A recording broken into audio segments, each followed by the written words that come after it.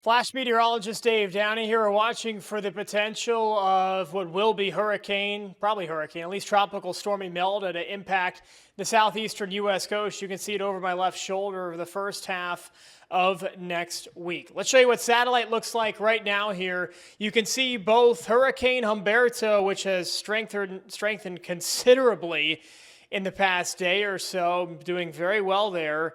Well east of the area that we're watching, this batch of showers and thunderstorms a couple hundred miles southeast of Florida, about to move into the Turks and Caicos and the Bahamas as well tonight into tomorrow. We zoom this in a little bit. You can see these blow-ups of reds, grays, and purples. That's shower and thunderstorm vigorous updraft activity.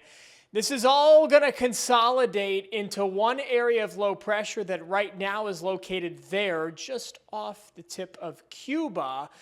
But it's likely going to consolidate into a different area of low pressure somewhere further off to the northeast. The Hurricane Center puts that area of low pressure, there it is right now, just off the coast of Cuba. Winds of 30 miles per hour, so obviously not a strong system yet by any stretch. The latest computer model tracks of where that center of circulation is split. This is a really tough forecast. We've been talking about it for the past couple of days. You've got about almost 2/3 of computer model members in the western side of the envelope, with an eventual landfall into likely South Carolina, maybe coastal Georgia up to Savannah, maybe as far east as Wilmington or Jacksonville, North Carolina. And then you've got another third of members that keeps it out to sea.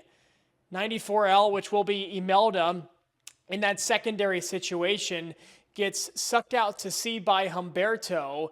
If Imelda and Humberto get too close together, this is how this scenario could happen and how the Southeast could avoid impacts by the first part of next week. I have our looping flashcast future radar extended over my left shoulder, as I mentioned. Let's show it to you this way here on the big board here. Here's Humberto. Here's what will be Imelda.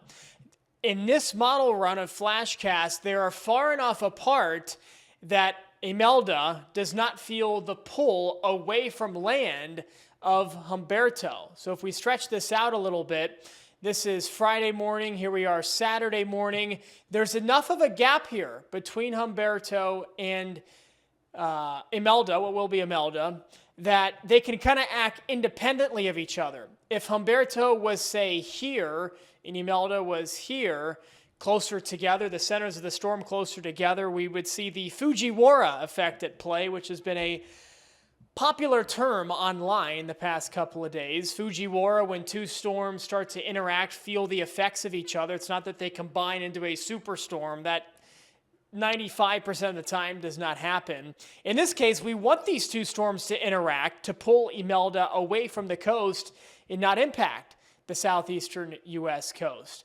But again, in this model run, they're far enough apart that Imelda approaches the South Carolina coastlines. This is Monday night into Tuesday morning, dumping a ton of rain across most of South Carolina into North Carolina.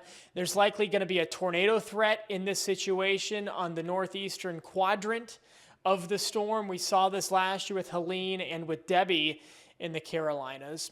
Humberto, he goes off to sea. He threads the needle of Bermuda and of the North Carolina coastline. But Imelda loses all of her steering currents. Imelda has nowhere to go here. So watch all this rain just stick around across the southeast much of the upcoming work week. This is through October 2nd. So the latter part of the upcoming work week is when Imelda would finally get squashed to the south by a cold front moving from north to south. The European ensemble has come into somewhat agreement over the past day or so in what the European model thinks is actually a little stronger agreement in a landfalling situation here. We fast forward this to Monday night. All of these little L's are versions of the model, we'll put it that way, that do make landfall. There's not a whole lot of L's here that stay off the coast. The European model does think, I would say with 2/3 confidence, that Imelda will make a landfall somewhere here in the southeastern U.S. as probably a Cat 1, a Cat 2, 975, 978. Those are millibar numbers. That's likely a high-end Cat 1, low-end Cat 2, 90 to 100 mile per hour winds. But the winds are not going to be the story with Imelda at all. This is what the Weather Prediction Center has put out as of Thursday afternoon for total rainfall, 4 to 6 inches across just about the entire states of North and South Carolina up into southern Virginia. There are some extreme model signals that would argue that we could see much more rain than 4 to 10 inches. The European model does something a little ridiculous with Imelda. So I showed you the European ensemble earlier. That is this model. This is the European ensemble is the Euro model, the main parent Euro model, run 50 different times, basically the Euro model having 50 kids with slightly different initial conditions, parameterizations of the atmosphere, different adjustments made within the model to assess predictability or probability of a hurricane impacting land, severe weather, snowfall, a lot of different uses of ensemble modeling. So the European model this afternoon doesn't make a landfall of Imelda. There it is right there, bottom of the screen, but it parks itself off coast. Humberto moves out. There's no steering currents to move Imelda inland, so it has nowhere to go. It just parks there off the coast of the low country of South Carolina for, what is this? It gets here Tuesday afternoon. It's there Wednesday. It's there Thursday. It finally makes a landfall Thursday afternoon into Friday, dumping rain across the Carolinas from Monday, Tuesday, Wednesday, Thursday, Friday, Saturday. It finally moves out of here Saturday night. This would be 5 to 6 days of rain across the Carolinas. We do not want this to happen. This is almost setting up the European model. This run makes it look like Hurricane Florence from back in 2018 when Florence just parked over the low country of South Carolina. We do not want that to happen again, but it does go to show that that is definitely an outlier, but a somewhat possible solution here.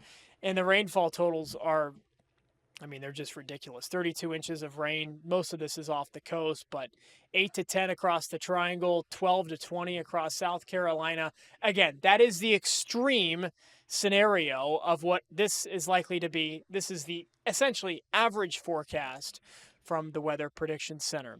So the main takeaways here, Imelda likely going to make landfall with 2/3 confidence, I would say, along the South Carolina coastline Monday night into Tuesday morning. Wind is not going to be the threat. The threats will be storm surge along the coast and heavy, very heavy, potentially major to life-threatening flash flooding, not just along the coast, but inland in South Carolina and North Carolina as well. Updates throughout the weekend. If we do have a landfall, we'll be live streaming coverage of Imelda's landfall as well. We're here at Flash, the next generation, the pioneers of severe weather and tropical cyclone forecasting.